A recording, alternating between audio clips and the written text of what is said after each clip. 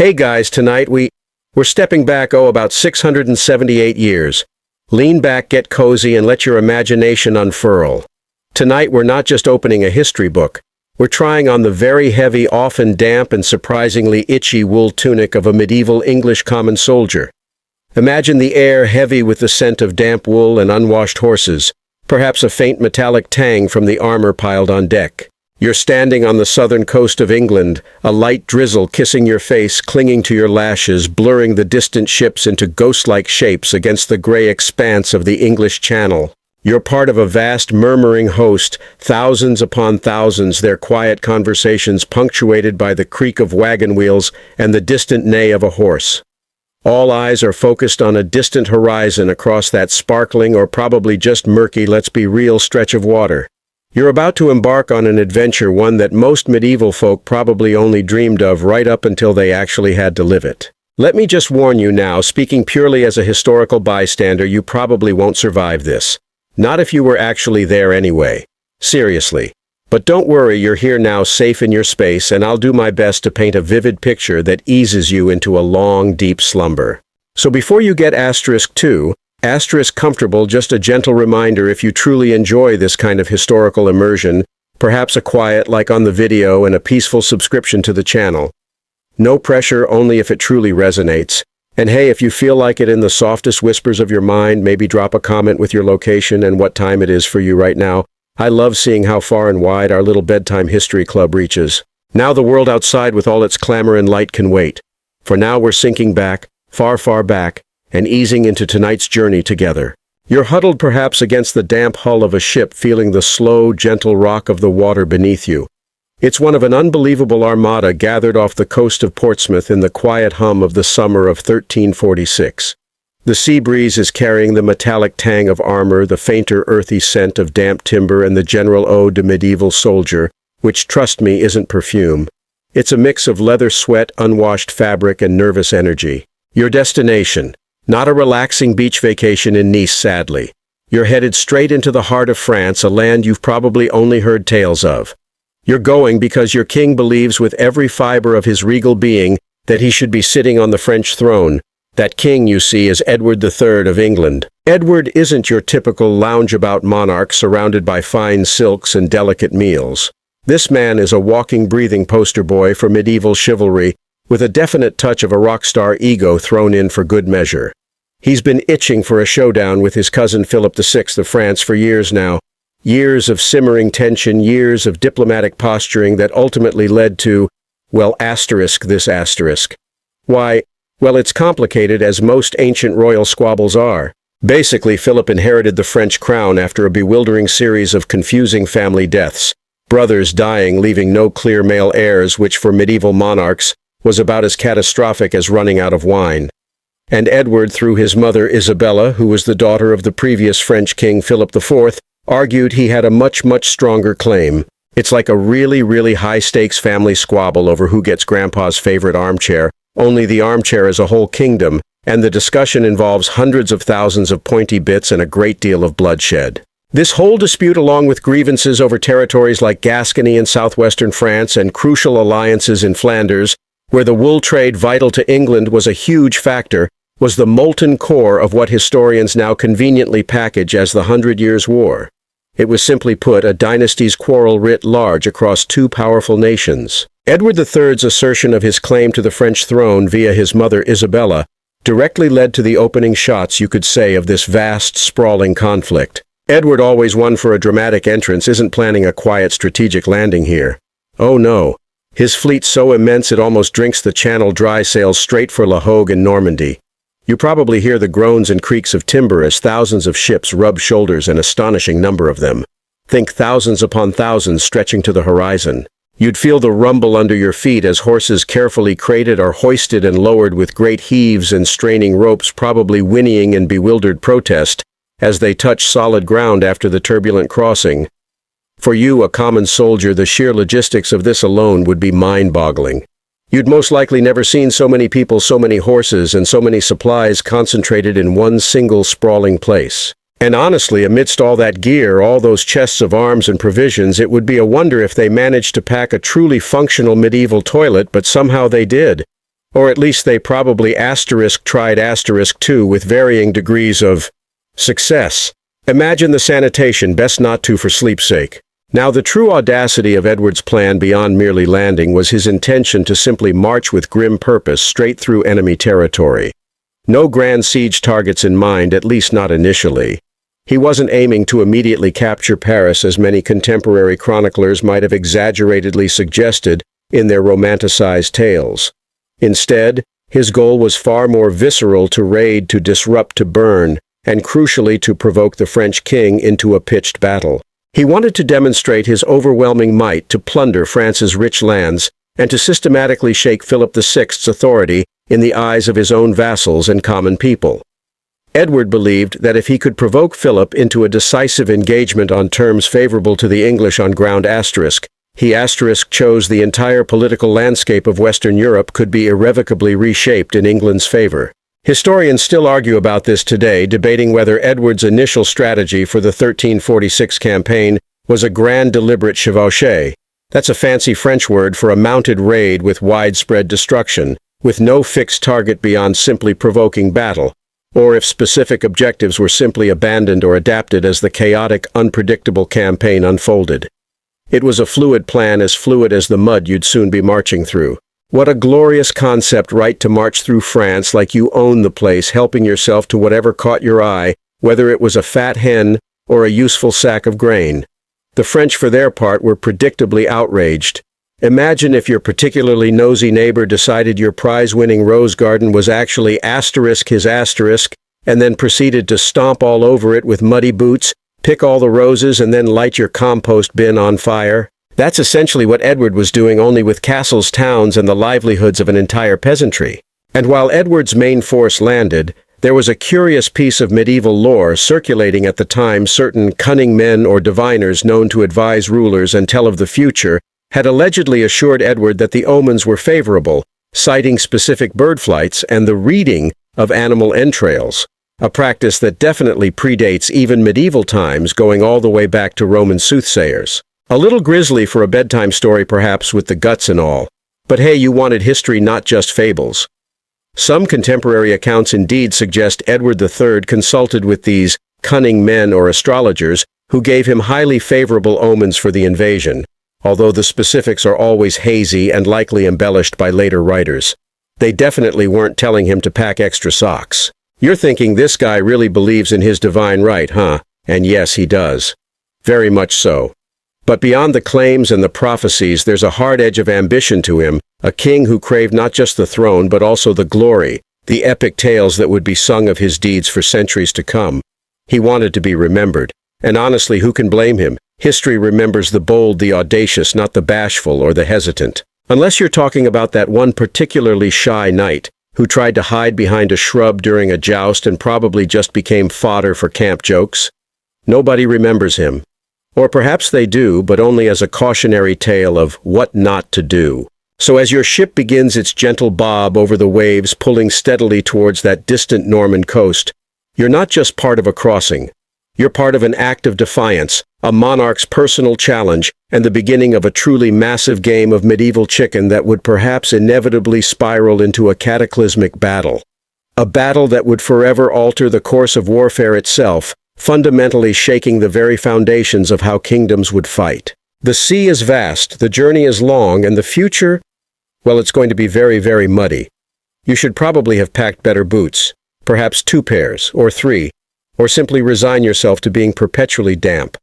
The constant motion of the ship and the gentle whisper of the waves on the hull will soon be replaced by the endless tramp of your boots on unfamiliar ground. Rest easy for now. The Channel crossing, though mercifully swift compared to some oceanic journeys, was no luxury cruise, let's be honest. Imagine sharing a confined space, probably no larger than a modest room in a small house, with a few dozen other people, a couple of nervous, restless horses in temporary stalls, and the distinct aroma of seasickness mixed with unwashed medieval linen. No 5-star catering, no in-flight entertainment beyond the occasional shouted curse, a muttered prayer for a strong stomach, or the weary sigh of a comrade. There's the constant creak and groan of the ship's timbers, the gentle lapping of waves against the hull, occasionally punctuated by a bigger wave that causes a sudden lurch, and a ripple of groans from below deck. The crossing feels endless, even though it isn't simply because of the sheer discomfort. But then after what feels like a lifetime of jostling and close quarters, you feel a decisive jolt. You hear shouts, orders, and the rattle of anchors. There's the scraping sound of hulls coming alongside other vessels. And then, at long last, you feel the familiar grit of the Normandy beach beneath your boots as you disembark near La Hogue. A wave of relief washes over you, almost as refreshing as a modern shower, something you won't be experiencing for a while, by the way. As you step onto solid ground, taking deep, grateful breaths of the sea air, you begin to grasp the sheer, bewildering scale of King Edward's audacious gambit. This isn't just an army, it's a mobile city, an entire populace transposed for grim purposes onto foreign soil. Look around you in the soft light of the Norman morning. This grand expeditionary force isn't just one type of soldier. Oh no. King Edward has assembled quite the mixed bag, a human tapestry woven from every corner of his dominions. You'd immediately recognize the stern, weather-beaten faces of the Welsh spearmen, lean and wiry, often barefoot or with simple leather bindings. Their language, though you might not understand a word, is a distinctive melodious murmur in the bustling camp, peppered with occasional spirited singing. Their long spears are tipped with sharpened steel, ready to present an intimidating wall. Then there are the English pikemen and infantry sturdy commoners, mostly probably pulled from your own village, your neighbors equipped with whatever they could scrounge or were issued. A rough wooden shield, a simple sword or axe at their hip, a helmet if they were truly lucky. Not quite as flashy as the knights, are they? More like the honest, slightly grumbling backbone of a really uncomfortable bus trip. They're practical, resilient, and far more numerous than the armored gentry. But the real showstoppers, the undisputed rock stars of this medieval army, are the English longbowmen. You can spot them by their height, often above average for the time, and their astonishingly muscular builds, particularly in the shoulders and arms, honed by years of rigorous practice from boyhood. Each archer was mandated by royal decree to practice with the longbow from an early age, often an hour or two daily from the age of 7 or 8, under threat of fines or worse. Think of it like compulsory gym class, but if you didn't do well, you probably didn't live past the age of 30 during the subsequent wars. These guys carry massive yew-bows, often taller than you are when strung, reaching 6 feet or more, and quivers overflowing with perfectly fletched arrows, thousands upon thousands of them. And each arrow tip meticulously sharpened and specifically designed to punch through armor at surprising ranges is a tiny promise of bad news for anyone standing at the wrong end. This force alone is estimated to be around 15,000 to 20,000 strong in total for the invasion, a truly substantial number for the era. And crucially, over half of them consist of these devastating longbowmen, a core mainstream historical fact about Crécy and the English military during the 100 Years' War. Their presence fills the air with a subtle but definite hum of potential energy. Amidst this common mass shining, clanking symbols of medieval warfare, the knights and mounted men-at-arms. You see their colorful pennants, their personal heraldic flags, fluttering above tents that look like small palaces far grander than any structure you've seen back home. Their polished plate armor glints even in the soft sunlight, making them look a bit like very angry, very shiny robots burdened by the sheer weight of their elaborate protection. They are the nobility, the heavy cavalry, expensive and prestigious, and they truly believe they will win battles through sheer irresistible charge by riding down any opponent. They brought their squires, their personal armorers, sometimes even their chefs. Quite the entourage, putting even the most demanding modern celebrity riders to shame. Remember those detailed requests for particular organic green tea and gluten-free oat milk? These guys had their own specific vintage wines and exquisitely spiced meats transported in cumbersome carts. Now consider the mind-boggling logistics of moving and supplying such an unwieldy behemoth across foreign land. You're not talking about a pre-packaged MRE and a hydration bladder here. You're talking about feeding tens of thousands of humans and hundreds of thousands of horses. Remember, the Knights Chargers also need fodder, and they eat a lot. This food was sourced largely by foraging or by collecting contributions from the unfortunate French countryside, often at sword point, which naturally made you very, very popular with the locals. Every day is a slow, grinding march across fields and through villages. You probably get a basic ration of stale bread, perhaps some dried fish or salted meat if you're lucky, and water fetched from the nearest stream, hoping nothing died upstream yesterday. This utter lack of centralized, robust logistical support is something historians still argue whether Edward's planners truly anticipated or if they relied on raiding more out of desperate necessity than calculated design. It was a strategy born of limited options. Imagine trying to keep everyone marching in order. There's no Google Maps, no walkie-talkies, just shouted commands echoing down the columns, brightly colored flags flapping in the wind indicating turns and halts, and the endless shuffling tramp of thousands of feet and hooves on what quickly becomes a well-worn track of mud and dust. When you make camp for the night, it's a chaotic symphony of activity. Tents are erected with shouts and laughter, cooking fires are lit, sending plumes of acrid wood smoke into the twilight sky, and a general air of fatigue descends, occasionally punctuated by an argument over a prime sleeping spot or a particularly coveted pilfered piece of chicken. There's also the constant, ever-present threat of disease, dysentery, typhus, various fevers, you name it. One cough, one wrong bite from contaminated food, and you could be out of commission faster than you can say medieval field hospital, which, trust me, you absolutely did not want to visit. A slightly quirky tidbit from the period reveals that medieval armies actually employed rudimentary arrow boys or bodkin collectors after skirmishes or battle training whose specific job was to retrieve and straighten arrows from the ground to reuse them. This was a painstaking, often perilous task, given the sheer volume fired, ensuring crucial missile supplies for ongoing campaigns, proving their remarkable focus on resourcefulness. You have to admit those boys would probably beat you at I Spy, spotting a fletched shaft from 50 paces away. As you trudge onward day after laborious day, the summer sun beating down, then sudden torrential rain turning the roads into viscous mud pits, you're basically walking the medieval equivalent of a very long, very smelly marathon with all your meager possessions strapped to your back. You pass villages that are eerily empty, their inhabitants having fled at the news of your approach, taking what they could. Or perhaps even worse, they've been convinced to leave their valuables behind through force and threat. The air hangs heavy with the scent of wood smoke, wet earth, and something vaguely unpleasantly organic, the ever-present effluvium of an army on the march. This constant grind of marching, foraging, and keeping thousands of hungry, tired men motivated would have tested the limits of any commander, however seasoned. For King Edward, it was the opening act of his grand play designed to wear down not just the French countryside, but their morale and resources, sowing discord and chaos. And for you, a common soldier, it's just one incredibly long walk, an endless, exhausting tramp through a land that isn't yours. But hey, at least you're getting your steps in, probably way more than 10,000 a day. Good for the cardio, maybe less so for the blisters, far less so. Time passes slowly, painstakingly under the changing skies. Another mile, another step. Your boots are getting heavier, slick with mud, and the days are blurring into a monotonous rhythm of trudge, forage, and exhausted sleep. You've been marching inland from Normandy for weeks now, perhaps following one of the several columns that form Edward's immense mobile army. The landscape you're passing through is, well, it's not picturesque, let's put it that way. In the distance you can see the scorch marks where English soldiers, following King Edward's brutal policy of chevauchée, have put villages to the torch. There are columns of gray smoke curling upwards from burnt rooftops, visible even on a hazy morning.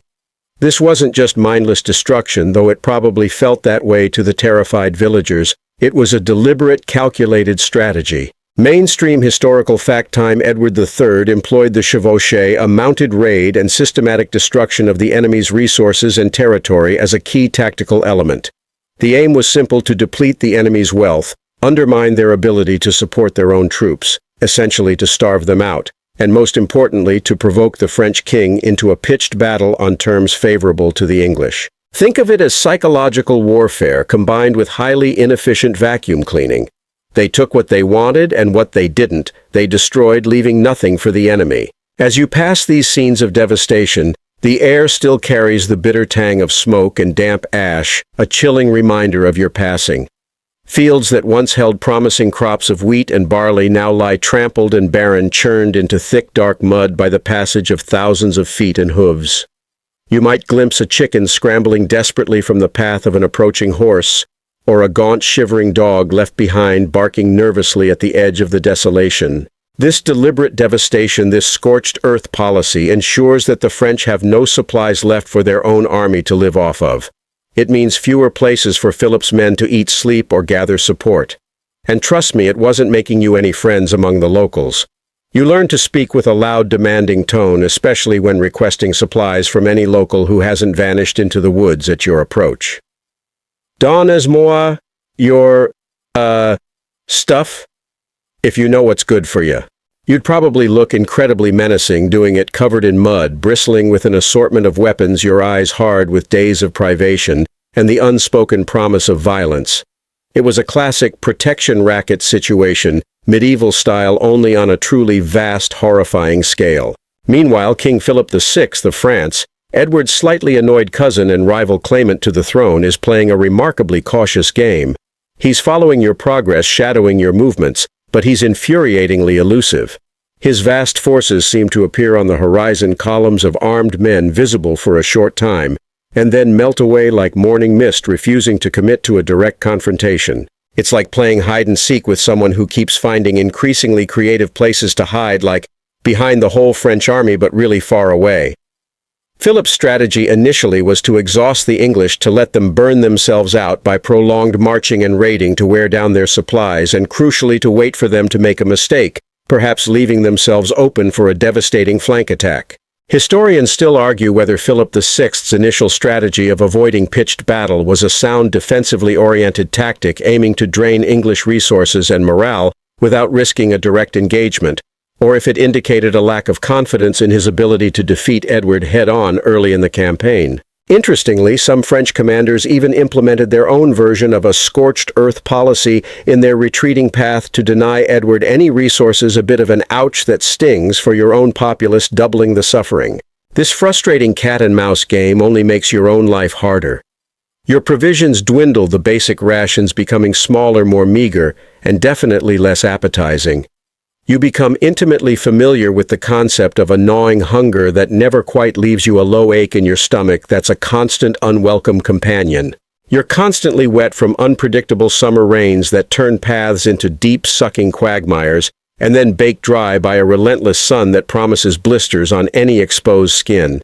Your feet are aching, your uniform, or whatever scraps of cloth you wear over your leathers, is perpetually damp, stiff with dried mud, and smells like, well, let's just say rustic charm isn't quite right. Fermenting damp animal might be closer. Every now and then you might hear a low murmur or grumbling from your fellow soldiers. The morale of any marching army is like a leaky bucket. It constantly needs to be refilled with a decisive victory, the promise of plunder, or simply good leadership. Without a decisive battle or even much skirmishing, the boredom, the discomfort, and the sheer hardship can be almost as debilitating as enemy arrows. You'd probably try to distract yourself by inventing silly bawdy songs about the nobility's excessively plumed hats, or trying to make small bets with your comrades about who would fall face first into the next particularly deep mud puddle. Winner gets the loser's last hardtack biscuit if they're brave enough to admit they actually lost. You occasionally encounter small bands of French knights or local militias, perhaps on a foraging party, leading to a brief, sharp skirmish. These are fleeting encounters, quick and brutal, characterized by a sudden clash of steel and a rush of shouts. You get the thrill of the fight, the rush of adrenaline as you knock an arrow or brace your spear, and then almost as quickly it's over. No grand glory, just exhaustion and a slightly heightened sense of vulnerability.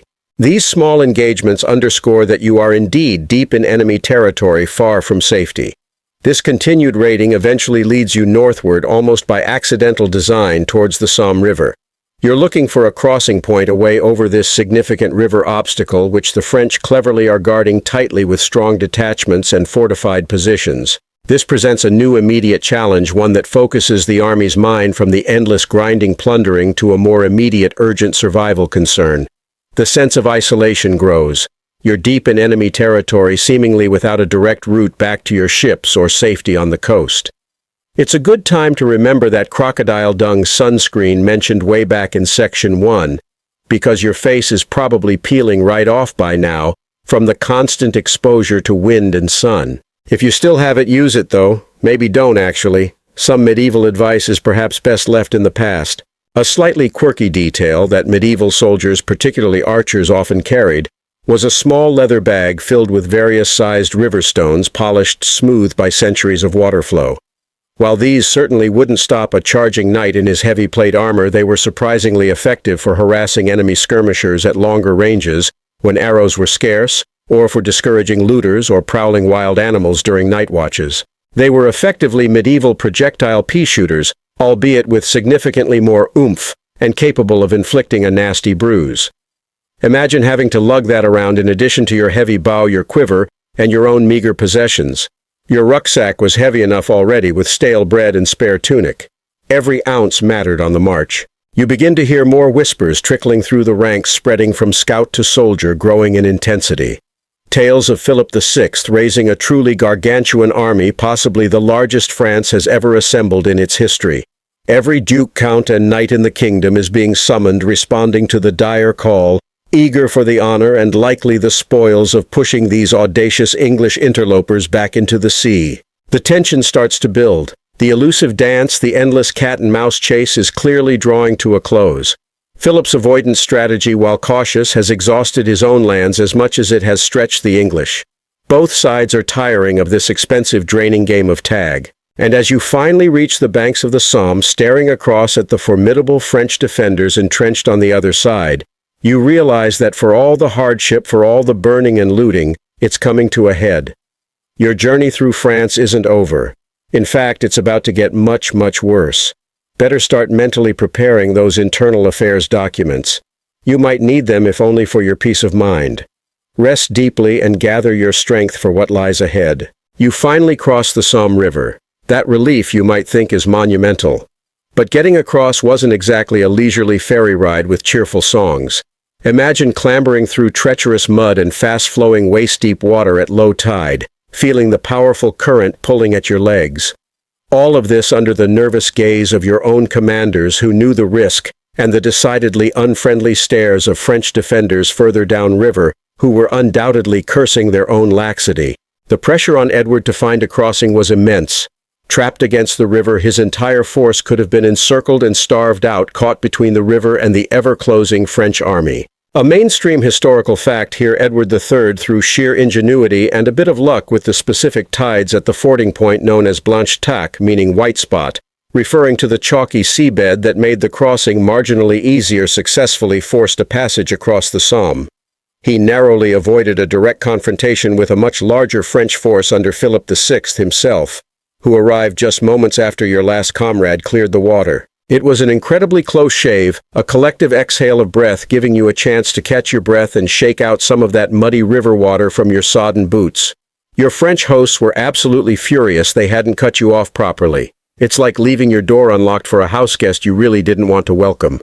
With the river now behind you, a tangible shift happens in the air. The long, weary march, the endless plundering and foraging, all that gives way to a sharper, more expectant tension.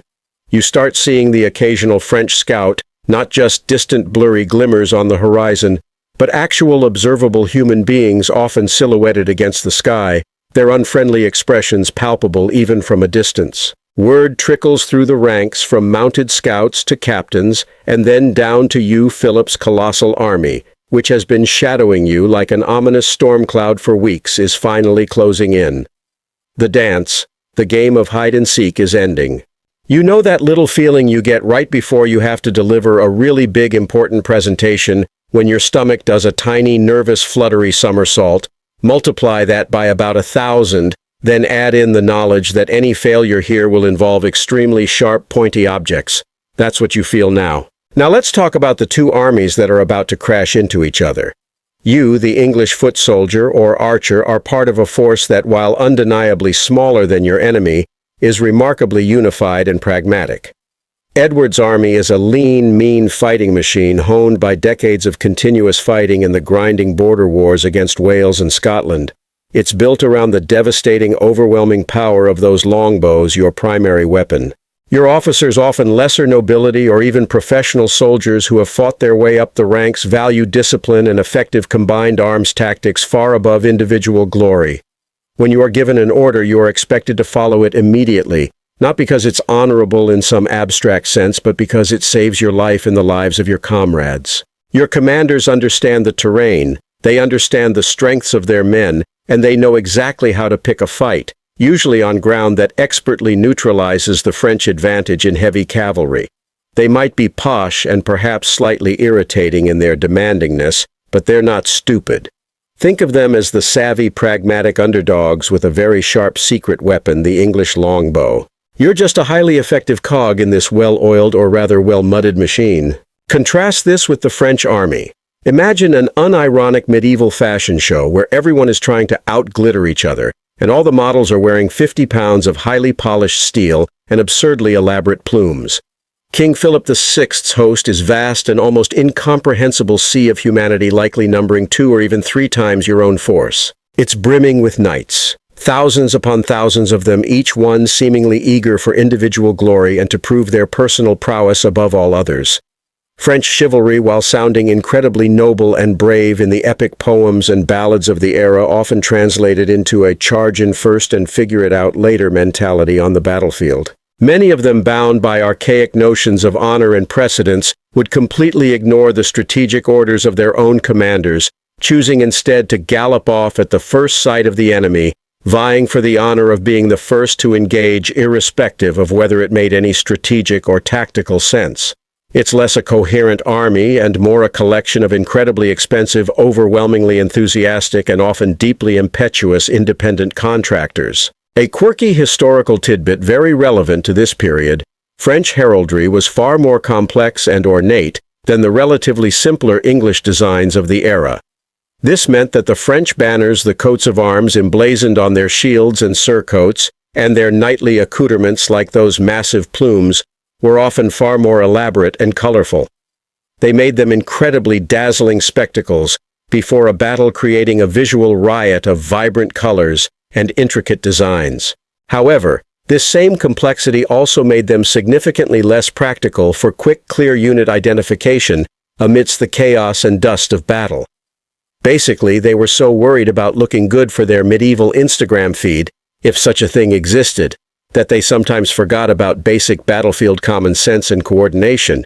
"My lion is definitely angrier than your lion," was probably a genuine concern for them in terms of battlefield one-upmanship more than, "Is this charge strategically sound?"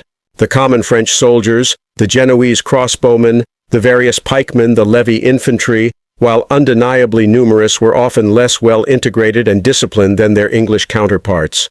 There was a significant class divide, certainly, but also a strategic disconnect between the heavily armored, glory-hungry nobility and their foot soldiers. The French nobility, with their ingrained focus on the mounted charge as the ultimate military solution, often viewed the common foot soldiers as little more than cannon fodder or necessary window dressing for the real battle waged by the knights. Historians still argue whether the fundamental tactical shortcomings of the French at Crécy, particularly their almost suicidal reliance on heavy cavalry charges and the alarming lack of integration with their missile troops like the crossbowmen, were inherent to their sprawling feudal military structure, or simply a catastrophic failure of leadership on the day of battle.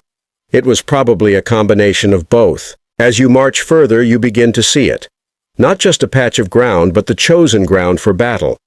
Edward, in a brilliant strategic move that only a true military genius or someone really good at finding flattish fields with a hidden tactical advantage could make, has chosen a sloping ridge near a small, unremarkable village called Crécy. He meticulously sets his lines not in an open field that would favor the French cavalry, but on ground that would offer a distinct, undeniable advantage.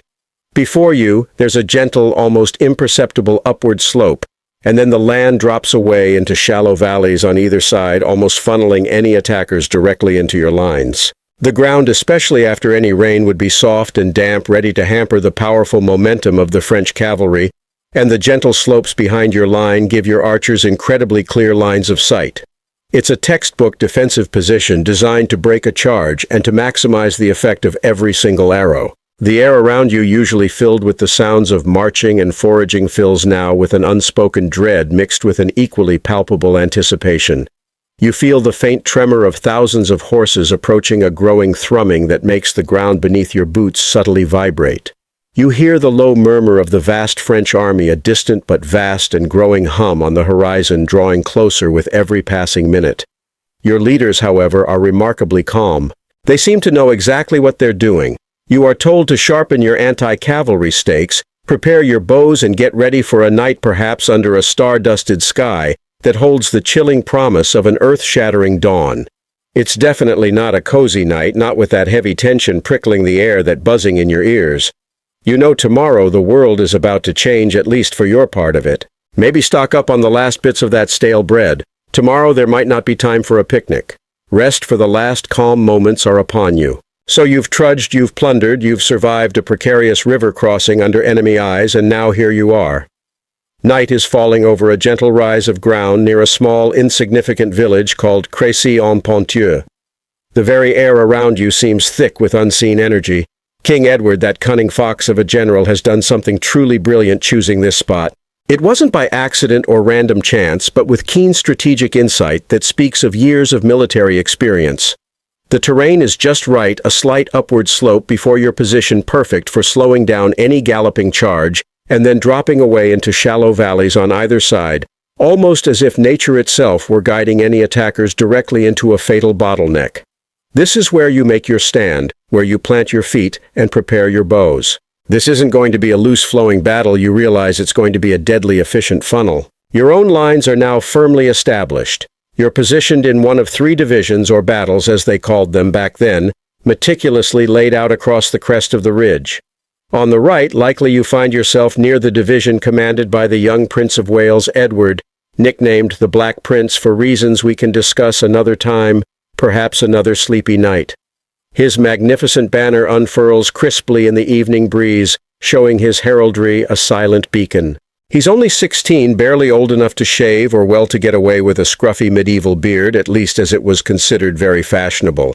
But he's already earned a formidable reputation from earlier campaigns. In the center, there's a division commanded by the experienced Earl of Northampton, and on the left a general known as the Earl of Arundel.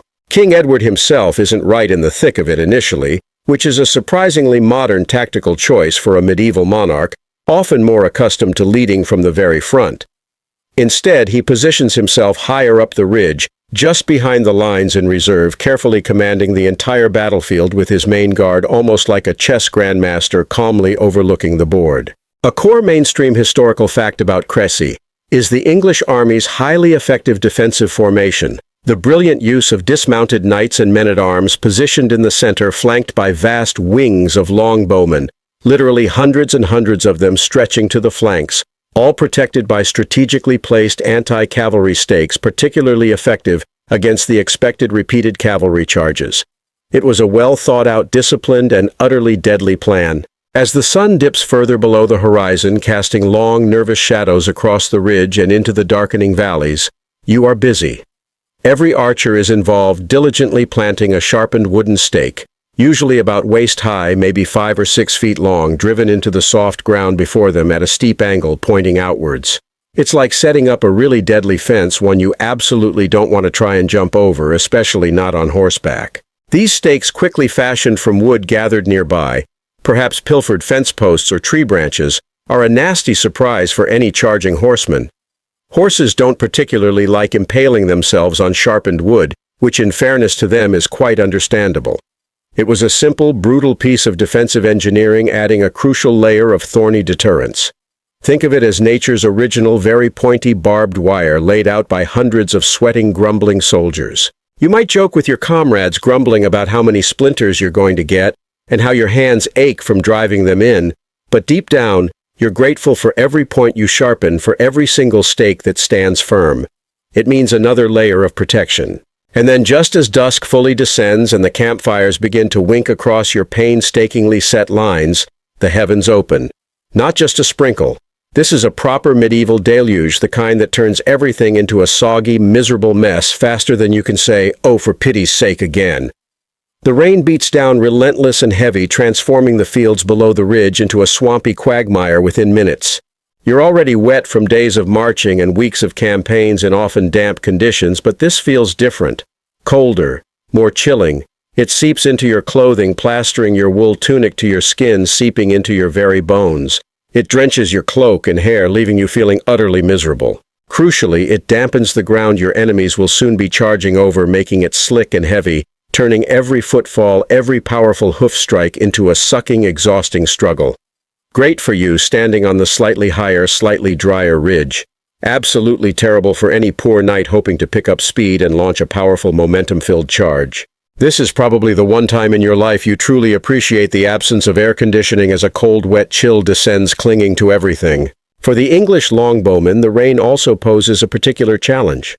Bowstrings, usually made of hemp flax or sometimes twisted linen, can become slack when wet, losing their vital tension and thus robbing the bow of its enormous power.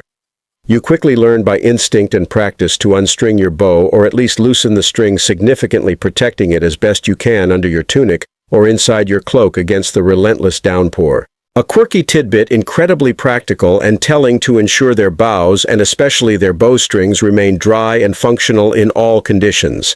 English longbowmen often carried a spare bowstring already carefully pre-tensioned and oiled, and most importantly a small block of beeswax, or a lump of resin. They would laboriously rub this along the string to thoroughly waterproof it, often during the long, tense night before battle, when quiet preparedness was key. It was a simple, pragmatic detail showing their incredible dedication to their craft, though I doubt it entirely prevented chafing of their hands after days of reapplying and hours of intense use. No luxury skin lotions out here, only practical, utilitarian care for vital equipment. Across the valley down below you, you can faintly make out the French lines, hundreds, perhaps thousands of campfires now flickering into life like a new terrifying constellation, stretching seemingly endlessly into the distant darkness. They seem to be talking, singing, and shouting with a boisterous enthusiasm, a nervous bravado perhaps that travels faintly on the wet night air. So much noise. It must be demoralizing for them too, standing out there in the relentless downpour, probably debating whether their elaborate plumes and silken banners are going to get utterly ruined before the fight even begins. Historians still argue whether the rain truly affected the French crossbowmen more severely than the English longbowmen. Crossbows, particularly the powerful Genoese ones wielded by mercenaries, often had strings made of composite materials like tightly woven animal sinew that could swell and lose tautness significantly in damp conditions, making them almost useless. Whereas English longbows, primarily made of single staves of yew wood, were generally more robust, and their seasoned archers more adept at protecting and retensioning their strings quickly. It's definitely not good for anyone's weapon to be submerged in mud for hours on end, though. The differences might have been subtle, but on the battlefield subtle differences mean everything. You might say a quiet prayer yourself, perhaps to your village saint, or simply to the indifferent heavens huddled under your meager shelter, listening to the rhythmic drum of the rain on whatever meager covering you found. Maybe you're thinking of home, of the comfort of a dry bed and a warm, substantial meal. You try to snatch some sleep lying on the cold, wet ground, but the tension is a live, buzzing thing in your chest, thrumming with every beat of your heart. You feel the vast, unspoken presence of so many men around you, breathing, shifting, nervous. There's a shared silence now, a pervasive, unspoken understanding that tomorrow is going to be unlike any other day you have ever known. Some might confess a long-forgotten sin, some might hum a familiar comforting tune to calm their frayed nerves, and some might just stare blankly into the oppressive darkness, visualizing the inevitable terrible dawn. For now there's only the sound of the rain slowly easing. As the rain begins to lessen, leaving a lingering dampness on everything and the fresh, earthy smell of wet soil, a faint pre-dawn glow starts to paint the eastern sky.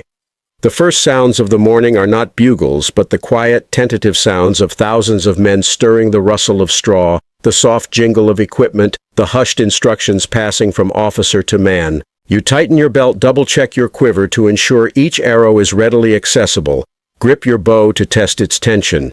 It's almost time. That grand medieval fashion show you saw earlier across the valley, glittering with bright colors and elaborate plumes. It's about to be replaced by a mud-soaked, steel-clashing reality. You know one thing for sure, nobody's going to care how shiny their armor is once the arrows start flying. You probably don't even care how dirty your face is right now, and let's be honest, after weeks on campaign, it's probably pretty dirty. Breathe slowly. Calm your heart. The first hint of true dawn, a weak gray, hesitant light, bleeds into the sky. You're shivering, but not just from the morning chill or the lingering dampness of the night's relentless deluge. This is a different kind of cold, a tightening in your gut, a tremor that begins deep in your chest and extends to your fingers. As the mist slowly, agonizingly burns off the battlefield pushed away by the gathering light, the sheer horrifying enormity of what's about to happen hits you like a cold slap. Before you, stretching for what seems like forever across the muddy valley, is the French army. You don't just see them, you feel their overwhelming presence, a vast, undulating mass of humanity and horseflesh. Their banners drenched and mud-splashed but still vibrant in their heraldry, unfurl slowly over thousands of glinting helmets and breastplates. It's a terrifying spectacle of medieval power and splendor, a seemingly endless sea of potential attackers. And well, you're just one small boat facing a rather large, very hungry tsunami. A collective, miserable groan seems to rise from the French side as their massive numbers cause them to trip over themselves and each other, trying to maneuver on the churned-up sodden ground, still thick with clinging mud. The French king Philip VI, spurred on by his own mounting impatience and a misguided sense of chivalric honor, issues a fatal order. The Genoese crossbowmen, foreign mercenaries who were often looked down upon by the French nobility, are to advance first. You see them shuffling forward across the valley, a forlorn line, probably looking as miserable as you feel, clutching their cumbersome crossbows. They begin to pull back their heavy bowstrings with cranks and winches, a slow, painstaking process that emits a whirring, grinding sound that barely carries on the morning air. Compared to the lightning-fast, rapid-firing rate of your English longbow, a crossbow is like a stubborn, temperamental medieval lawnmower. It eventually does the job, but it's going to take its sweet, frustrating time to get there. A mainstream historical fact from Crécy is that the Genoese crossbowmen, crucial as missile troops, were sent forward in incredibly poor condition. They were often lacking their pavises, the large body-sized shields they usually deployed for protection, and their sinew bowstrings were significantly dampened and slackened by the relentless rain, thus struggling to draw properly and fire effectively against the disciplined English longbowmen. They halt. They take aim, their crossbows pointed vaguely towards your lines. And they fire. You hear the dull thunk, thunk, thunk as their bolts arc lazily towards your position, some falling hopelessly short, others thudding harmlessly into the soft earth in front of your prepared anti-cavalry stakes. A few might whistle limply over your head, disappearing into the distance. It's certainly not intimidating. Their initial volley is weak, incredibly uncoordinated, and utterly embarrassingly ineffective. Their pride might be hurt, but yours certainly isn't. You exchange a wry, knowing look with the archer next to you, probably thinking, that's it, that's all they've got. They're essentially trying to hit a fly with a wet noodle while standing knee-deep in cloying mud and getting hit by thousands of their own men. Then it's your turn. At a shouted command, likely from the seasoned, gravelly voice of your captain, or the gentle but firm voice of the commander, you draw your longbow. Your massive yew-bow, oiled and cared for, feels surprisingly powerful and resilient. And despite the lingering dampness, your waxed, waterproofed bowstring hums with anticipation as you draw it back. You've practiced this 1,000,000 times over countless years. It's almost pure muscle memory, a part of your very being. The quiver on your hip, already feeling surprisingly light considering the number of arrows you started with, seems to groan under the weight of hundreds of perfectly fletched arrows. You draw sight, aiming for the densest part of the enemy mass, and loose. And then another and another in a swift, practiced motion. Not just you, but thousands upon thousands of your comrades from flank to flank unleash their own lethal torrents. The sky, previously just overcast and gray, darkens in a terrifying, impossible way. Not from more clouds, but from a terrifying, impossible storm of arrows that momentarily blots out the weak morning light. This isn't poetic exaggeration, folks. It's literal. Contemporaries from both sides of the conflict literally describe the English arrow volleys as looking like snow falling in a thick flurry, or a cloud obscuring the sun. This concentrated, rapid, and overwhelmingly accurate volley of arrows is Crécy's defining moment. These are no flimsy hunting arrows. These are heavy, bodkin-tipped arrows specifically designed with hardened steel points to punch through armor plate and find joints. The air around you becomes a high-pitched scream, a chilling, rising chorus of rushing, fletching as they tear through the air. The effect on the French side is immediate, visible, and utterly catastrophic. Imagine for a moment the absolute abject panic on the French lines. The Genoese crossbowmen, now seeing their bolts achieve nothing, merely bouncing off armor or sinking into the mud, and faced with this screaming storm of death, start to break. They turn, their faces contorted with fear, trying to flee back through the incredibly massed ranks of French nobility who stand impatient and unmoving behind them like a solid, immovable wall of resentment.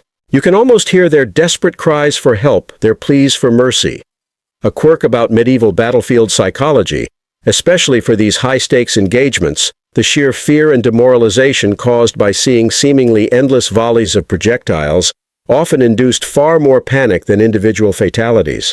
The overwhelming continuous volume of incoming arrows, the whistling and thudding, created a psychological barrier as much as a physical one, turning courage to dust. It was truly terrifying, utterly breaking their morale before a single English knight had even drawn a sword. If you had an umbrella, this would be the time to deploy it, perhaps comically, for protection from the sky. And yes, it might still be raining. But instead of letting them retreat in a tactical withdrawal, King Philip VI and his hot-headed nobles react with unchivalrous fury. Seeing their foreign mercenaries falter and break, they cry out, "Kill the scoundrels! Cut them down!" And unbelievably they start riding directly into their own fleeing crossbowmen, trampling and cutting them down with swords and lances in their reckless haste to reach the English lines and win glory. You're witnessing a sickening display of chaos born purely of pride and utter frustration and a deep-class arrogance. They are literally clearing a path for their own advance by trampling and butchering their own demoralized infantry, showing them no mercy whatsoever. It's medieval fratricide at its finest, a horrifying testament to the French leadership's lack of discipline and strategic foresight. Honestly, the level of organizational incompetence on display would probably win an award for least coordinated army in any modern military assessment, or at least a case study in how not to manage your forces. Meanwhile, the rain-slicked, heavily churned ground does its insidious part. The ground that was once merely muddy has now been thoroughly mixed into a viscous, ankle-deep slurry by thousands upon thousands of boots and hooves. Horses slip and slide, struggling to maintain their footing on the treacherous incline, losing precious momentum. The slight upward slope, imperceptible from a distance, now feels impossibly steeper under their iron-shod hooves, and their powerful charge loses its edge. And into this muddled confusion, the first waves of French heavy cavalry begin their charges. These are the flower of French nobility, the bravest or most foolhardy knights of the realm, gleaming in their polished steel, eager to earn glory and redeem the French honor that they felt had been sullied by the long chevauchée. They ride in compact formations, magnificent and terrifying in their heavy armor, colorful flags snapping proudly in the strong wind, a thundering force aimed squarely at your unyielding lines. But then the arrows hit them. Not just one or two. We're talking about dozens, perhaps hundreds of arrows finding their mark on a single knight or horse. And another cloud of arrows screams down. And another. Horses scream in agonizing pain, pierced and terrified, often rearing violently or bolting into their own lines, throwing their heavily armored riders. Knights tumble from their saddles, their heavy armor designed to protect against lances and swords, turning them into static, vulnerable targets or simply preventing them from moving or rising once unhorsed. The meticulously well-planted stakes prove their devastating worth, impaling horses and dismounting knights with sickening efficiency, becoming instruments of silent, brutal death. It's an utter disaster, a meat grinder in progress, and it's happening over and over again. Wave after wave of French knights attempt to charge, driven not by strategy, but by a perverse, almost self-destructive sense of honor, and an almost complete inability to adapt to what is happening before their very eyes. It's like watching someone repeatedly, futilely slam their head against a brick wall, expecting a different outcome each time. Historians still argue whether the tragic lack of communication and coordination between different contingents of the vast French army was simply a symptom of its decentralized feudal structure, or if it was catastrophically exacerbated by truly poor tactical decisions and leadership on the day of the battle. Whatever the reason, the outcome is tragically clear. You just keep firing, draw, loose, repeat. Your fingers ache with a burning sensation, your shoulders burn and throb with the repetitive motion, but the sight of the unraveling chaos unfolding before you, the sheer undeniable effectiveness of your relentless work spurs you on. The air vibrates with the constant thwack of arrows hitting targets, the agonizing screams of men and horses, and the frantic hoarse curses of French knights as their grand chivalric charges dissolve into splintered chaos and dying agony. You're not just an archer, you're a precision weapon of mass destruction medieval style, and your targets, they're the embodiment of chivalric folly, unable to adapt, driven by blind pride. And they just keep coming. It's almost sad if it weren't so incredibly, devastatingly deadly. Your only thought now is the next arrow, draw, loose. The afternoon passes in a blur of focused, grim efficiency. The first ineffective surge of the French has broken like a weak wave against a granite cliff.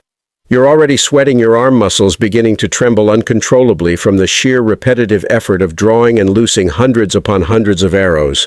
The air around you, heavy with the oppressive smell of fear horse dung and freshly churned earth, is now mixed with a sharper, more pervasive tang of iron and human blood. Before you, the battlefield, the valley floor, is a truly horrific mess, a grotesque carpet of fallen horses and dismounted knights tangled in mud and death, some dead already, others struggling in agony, pinning themselves down with the very armor designed to protect them. The French, seemingly incapable of learning from the immediate devastating experience before them, persist in throwing away their elite. It's like watching someone keep trying to put a square peg in a round hole, only the peg is a heavily armed knight, and the hole is filled with very pointy, very effective, very English things. King Philip VI, watching this utter disaster unfold from his vantage point slightly behind the initial lines, grows increasingly frantic. You can almost feel his impotent rage, his despair carried across the valley by the wind. His grand, glorious army, the largest gathering of French military power in generations, is not winning. It's dissolving into utter chaos. Every attempt at a cohesive charge devolves into a piecemeal assault wave after furious, disorganized wave, each one more disjointed and ill-conceived than the last. He sends urgent messages, riders galloping back and forth across the churned terrain, frantically trying to rally his shattered forces to somehow inject discipline and order where none exists. But it's too late. The terrifying momentum of failure has taken over a self-perpetuating cycle of suicidal charges. As new French knights, ignoring their own massive casualties and perhaps desperate to reclaim honor, ride forward, attempting to pick a new, equally disadvantageous path towards your lines, you and your fellow archers respond with renewed, merciless volleys. It's relentless, continuous. The thrumming sound of thousands of arrows in the air becomes a constant, almost maddening drone, a low, ominous song of death and despair. You notice now how the longbow arrows are not just killing. They are disorganizing, creating blind, unreasoning panic. Horses hit by arrows often rear-bolt in agony, or simply fall, becoming massive shifting hazards to other charging horses behind them. Knights, their heavy armor meticulously designed to protect against the shock of lances and the slice of swords, are suddenly horrifyingly vulnerable to these concentrated piercing projectiles, which find the minute gaps, joints, visors, gorgets, neck protection, armpits. Mainstream historical fact: the effectiveness of English longbow archery at Crécy was nothing short of revolutionary. It decisively demonstrated that massed archers properly deployed and disciplined could overwhelmingly defeat even the most heavily armored cavalry, forever changing the perception of the dominant arm on the medieval battlefield. The charges continue, born not of tactical strategy but of stubborn suicidal pride and a desperate desire for personal glory, even in the face of inevitable destruction. Each noble, convinced of his own invincibility by centuries of tradition, or perhaps driven by the shame of being left behind by his comrades, spurred his magnificent warhorse forward into the arrow storm. For France, they cry, their voices hoarse, or Montjoie Saint-Denis, the historic French battle cry as they charge into a whirlwind of arrows and sharp stakes. It's almost tragically theatrical, a grand, doomed ballet of metal and flesh. There's a quirk about medieval combatants here that adds another layer of grim irony. A common fear among medieval knights wasn't necessarily death itself. For many, a glorious death in battle was seen as a noble end. But the humiliation of being unhorsed and then captured by a common soldier, someone utterly ignoble and beneath them in status. They valued battle over personal renown and status so highly that being ransomed by an ignoble captor, and having to then suffer the ignominy of having to return to your lands after being captured by a commoner was often viewed with far more shame and disgust than being killed outright by an enemy knight. Talk about a snobbish preference even in the face of death. And you just keep shooting. Your rhythm is instinctive now. Pluck an arrow from your quiver, notch it against the bowstring, draw smoothly to your ear, release. There's no thought, only the burning in your shoulders and fingers, the tunnel vision of pure concentration, the metallic tang of dried blood on your hand, or the smell of leather. You probably see countless knights collapsing, screaming in agony, their proud plumes now just damp, muddy feathers plastered against splintered helmets. Some dismounted knights attempt to hobble forward, their heavy armor a leaden, crushing weight that transforms them from fearsome warriors into easy, cumbersome targets for the accompanying English men-at-arms. These agile, determined foot soldiers move in to finish the job with short swords and heavy mallets, cracking open helmets like particularly stubborn nuts, showing little mercy. It's a grisly but horribly efficient process, a grim industry of death. Even as the afternoon wears on, casting lengthening shadows, the French command structure, such as it is, entirely collapses into complete disarray. They keep committing fresh forces to the same losing attack, not because it's working, but because no one has the central authority or the will to coordinate a new strategy to pivot to retreat. One group of knights attacks the Black Prince's division on the right flank. Another tries a different, equally uncoordinated angle against Arundel's men on the left.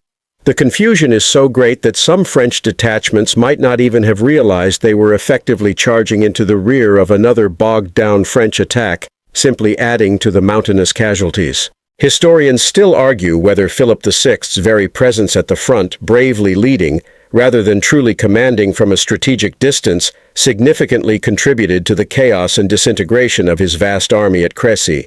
His very bravery perhaps paradoxically sealed his army's fate. Imagine being one of the French knights. You're galloping through a chaotic battlefield surrounded by fallen comrades. Your magnificent horse is slipping and sliding in the treacherous mud. Arrows are raining down from an unseen enemy with terrifying precision. And then, if by some near impossible miracle you reach the English line, you're faced with an impenetrable wall of disciplined archers positioned behind a horrifying curtain of sharpened stakes, their light axes and short swords waiting to finish the job. It's a demoralizing, terrifying, soul-crushing sight.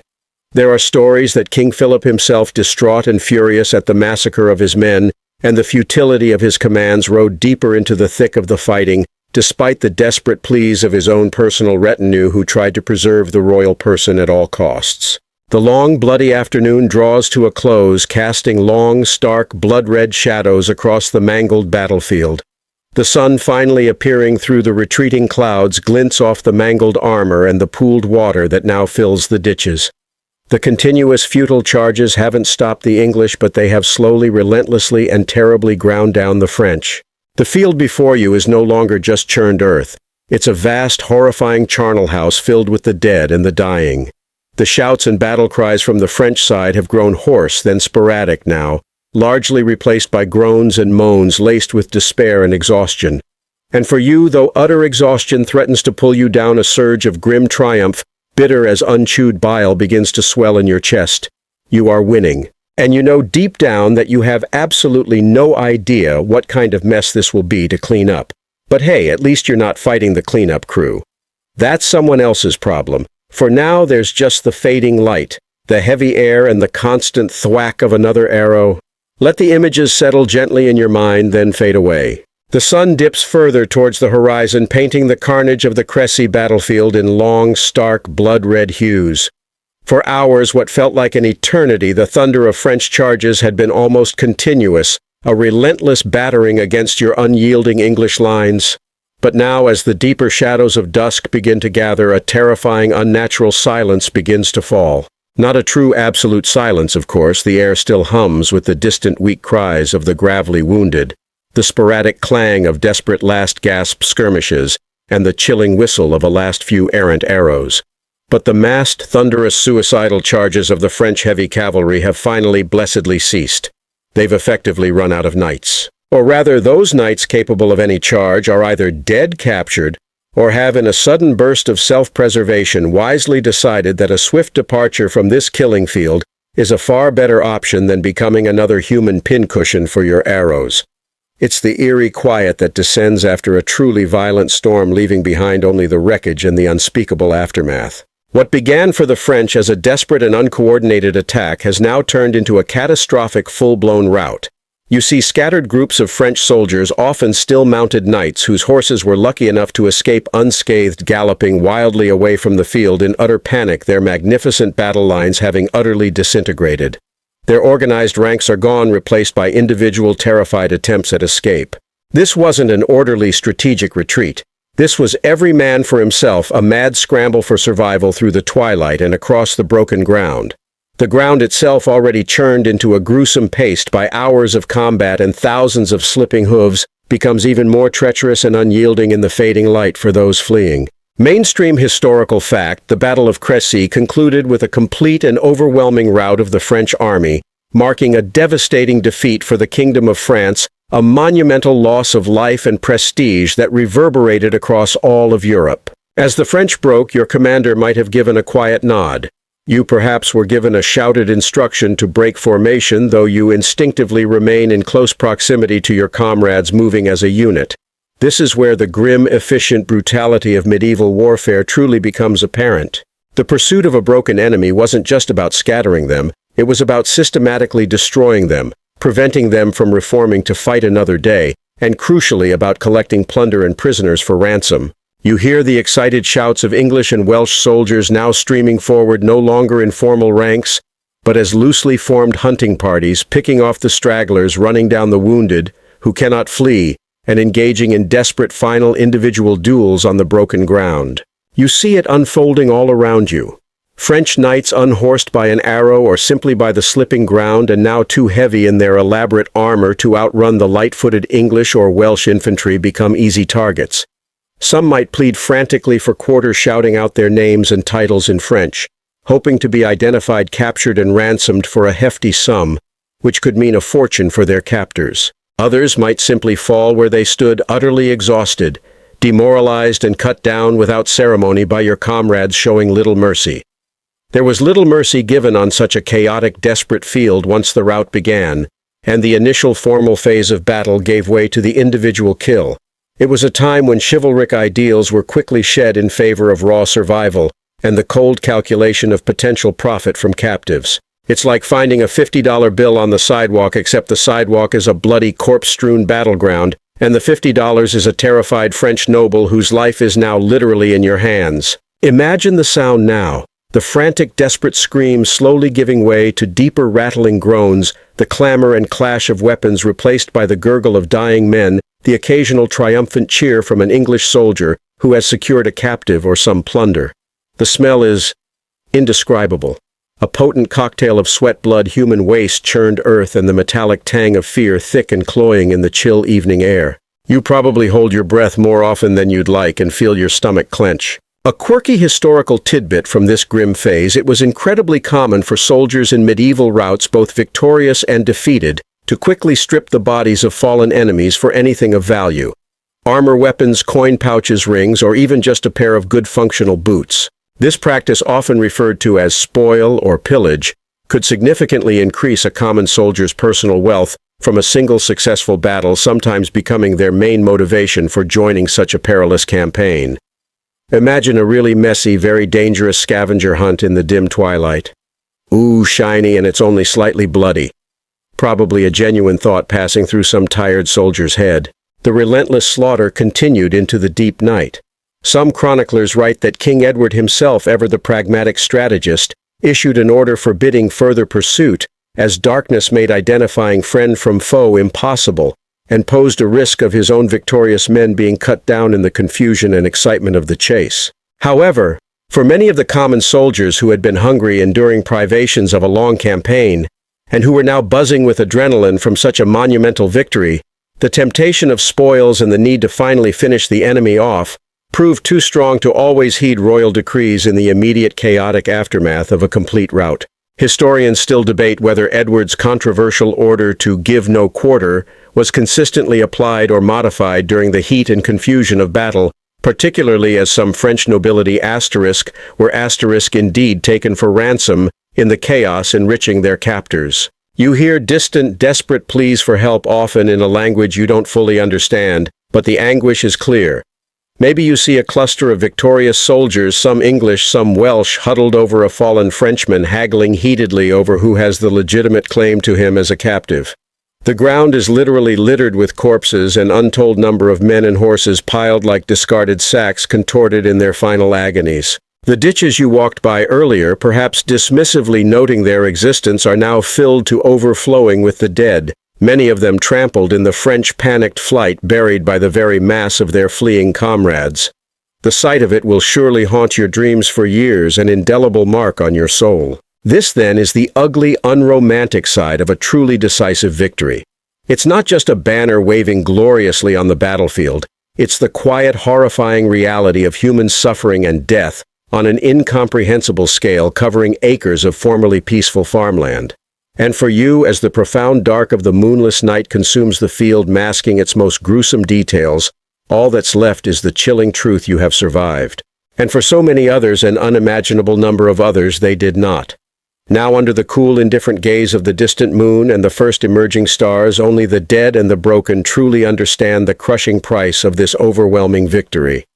You better try to get some sleep. The cleanup starts tomorrow. Rest now if you can. The morning after Crécy dawns stark and unsettling. The sky mercifully clear now after the rain, and the long night offers no comfort, only a brutally revealing light that exposes the full, gruesome scope of the previous day's devastating work. Imagine standing there, your breath misting visibly in the cool morning air, and surveying the field that stretches before you. It's no longer just a battlefield, it's an open-air charnel house stretching as far as the eye can see. The silence, so eerie after the thunder of combat, is punctuated only by the occasional distant groan of a dying man who somehow survived the night, the bray of a desperately wounded horse struggling in its final throes, or the low, hushed murmur of soldiers carrying out their grim, unavoidable duties. This is the part of war that never makes it into the heroic songs, the cleanup, the grim tally, the accounting of death. And you, if not physically participating, are witnessing a part of it intimately. Your initial shock at the scale of death is absolute and visceral. Wherever you look, wherever you turn your head, there are bodies. Horses disemboweled and mangled by arrows and trampling lay alongside men twisted into grotesque positions. The churned earth is sticky with a dark, pervasive substance that used to be blood, making each careful step you take a sickening squelch and a perilous slip. Some bodies are still identifiable, particularly those of the French nobility in their expensive, if mud-splashed armor, a stark reminder of their status. But many, many more are already stripped bare by eager plunderers, leaving them anonymous in their nakedness, mere anonymous figures in the carnage. This vast number of casualties, particularly among the French nobility, was a core mainstream historical fact of Crécy, giving it its chilling and enduring legacy.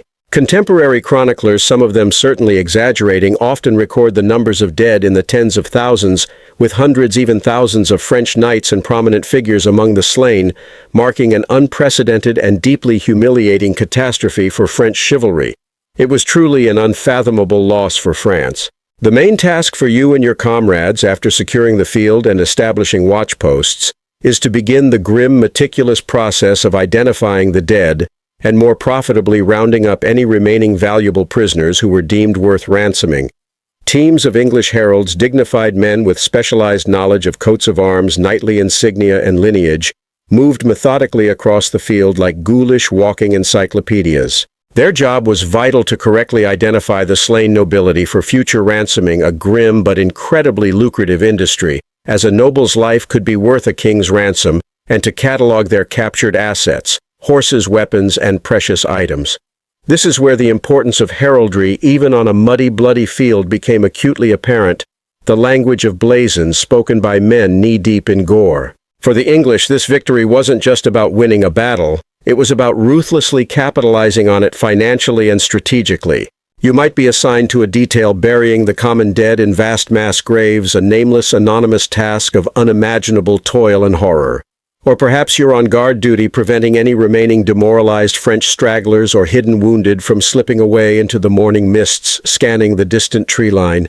You witness the solemn recovery of King John of Bohemia's body. Despite being completely blind, an old man past his fighting prime, he had bravely, or more realistically, foolhardily, with a touch of desperate courage, tied himself to two other loyal knights with his horse's reins, and charged headlong into the thick of the desperate fighting, famously declaring "God save the king" before being cut down in the heart of the arrow storm. A quirky tidbit that comes from this incredibly dramatic sacrifice: King John of Bohemia's personal motto, "Ich diene," an old German phrase meaning "I serve," was adopted by the young Black Prince as his own, and has ever since been the motto of the Prince of Wales, a direct, lasting, and somewhat poignant legacy from that horrific revolutionary day.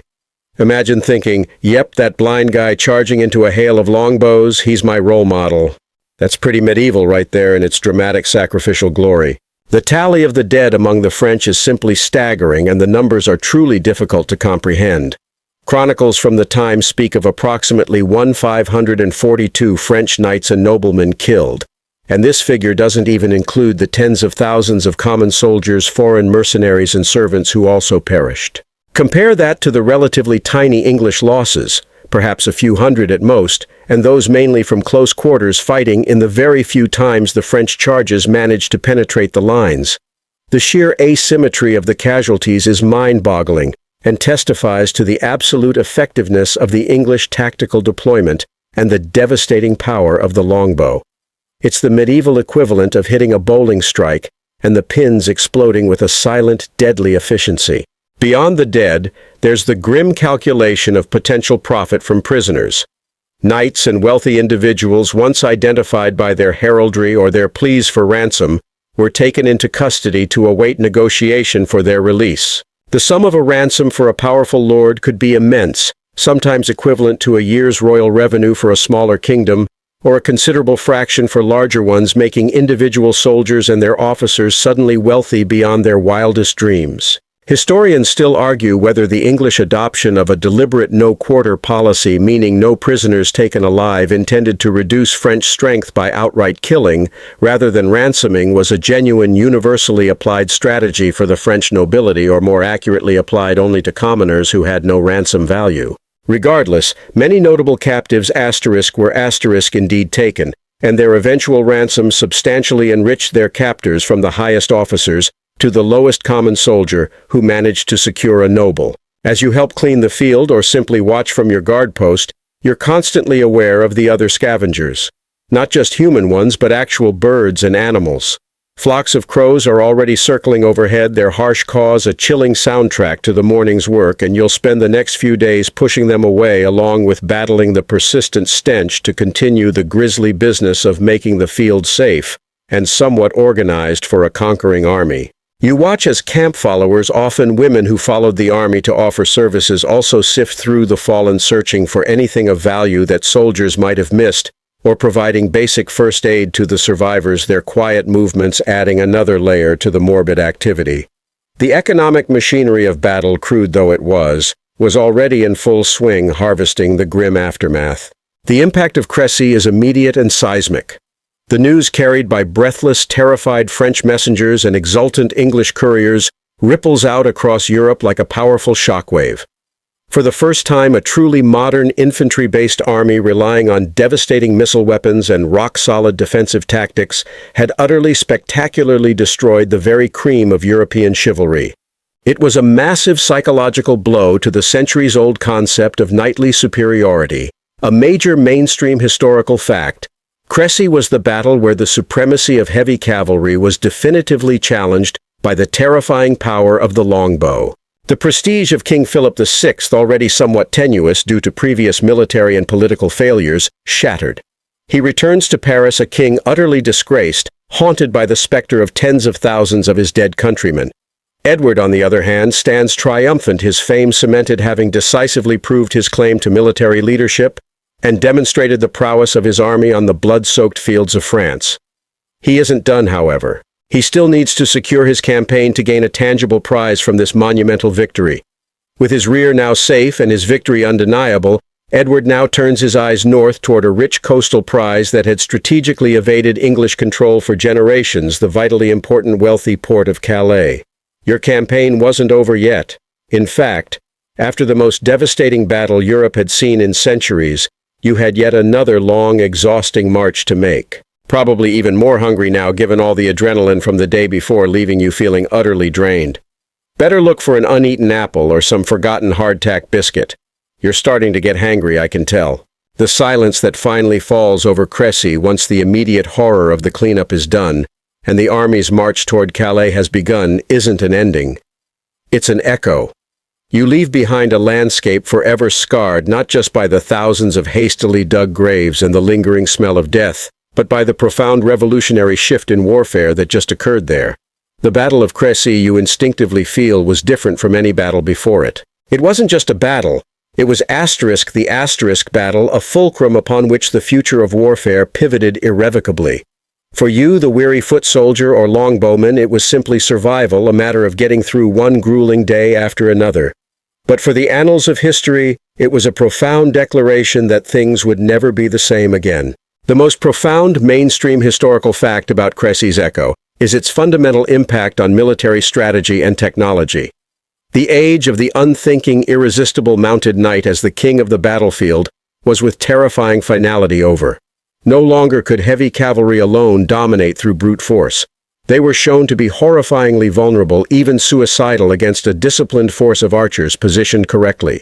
This meant a new emphasis on ranged weaponry, on flexible infantry tactics, and crucially on commanders who truly understood terrain and how to coordinate different arms of their forces, rather than simply relying on individual knightly valor or haphazard charges. It would take generations for these difficult lessons to fully sink in across all of Europe, especially in France, but the seed of modern combined arms warfare was sown in the mud of Crécy. This battle also accelerated the development of what you might call professional armies.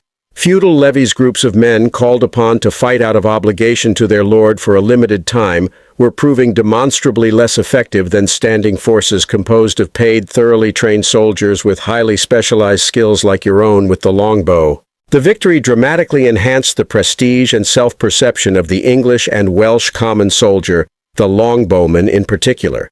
They were not just peasant fodder, disposable cannon fodder for the nobility's glory. They were skilled, effective fighting men, demonstrably superior in skill and effectiveness to the famed continental chivalry. This was a crucial, subtle, yet enduring shift in social perception too, the idea that a commoner could stand tall and conquer. Who knew your sweaty, exhausting training sessions from boyhood would become legend? Beyond the battlefield, Crécy profoundly reshaped the political landscape of Europe for generations to come. France was humbled, its crown severely weakened, and its vast, proud nobility decimated by the sheer numbers of their dead.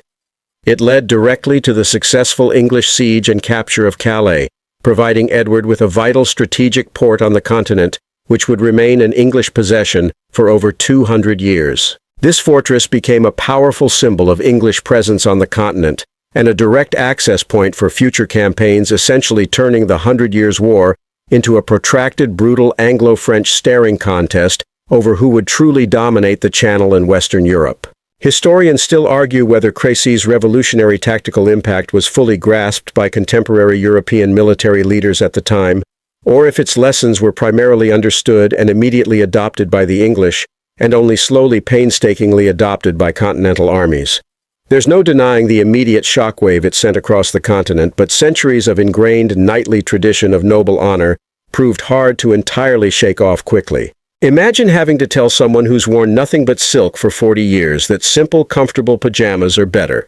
Some fundamental things just take a very long while to catch on, even if the evidence is bloody. A quirky detail that became much more pronounced after Crécy, truly reinforcing its legacy. The English, recognizing the overwhelming power of their archers and the lessons learned, started emphasizing and formalizing archery training in communities across England, making it a legally enforced pastime for leisure days. Instead of going to the pub or indulging in idle games, you were now officially mandated to practice your longbow skills, maintaining the vital military edge they gained. Think of it as state-sponsored sports, but if you didn't practice your mandatory hour or two a week, the king might send you a very polite but firmly worded letter about your civic duty. Your arrow grouping has diminished. Kindly explain in triplicate by week's end or face suitable penalty. The seriousness with which they viewed this skill demonstrates its pivotal importance. The immediate aftermath for you, of course, was far from pleasant. The siege of Calais that followed Crécy was a grueling affair lasting for many months, a stark contrast to the quick, decisive victory you'd just experienced. You probably faced even more hunger, more disease, and the general misery and monotonous grind of a prolonged siege dug into trenches. The Black Death? Europe's devastating plague would sweep across the continent just a few short years later, perhaps an even more brutal and indiscriminate force than any army. But the shadow of Crécy loomed large over everything that followed, defining the rest of your century. For the ordinary French peasant and merchant, Crécy was a symbol of incredible loss, not just of life, but of their fundamental faith in their leaders and institutions.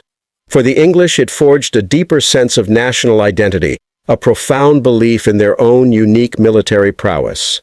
You, the longbowman, became a hero celebrated in ballads and folk tales, representing the common Englishman who had against all odds, seemingly by sheer grit and a well-aimed shaft, vanquished the mighty. The Battle of Crécy remains one of the most studied and pivotal engagements in medieval history, a stark, brutal example of how innovation, discipline, and understanding of terrain can utterly defeat overwhelming numbers and outdated, rigid tactics. It set the stage for further English victories like Poitiers and Agincourt battles, where the longbow again played a decisive, murderous, and unforgettable role, shaping the trajectory of the Hundred Years' War. As you stand now, perhaps decades removed from that muddy, bloody field recounting its tale, the minute details might blur with time, the faces of the fallen might begin to fade, but the feeling remains. The cold shock of the morning, the terrifying hum of arrows, the raw, brutal triumph.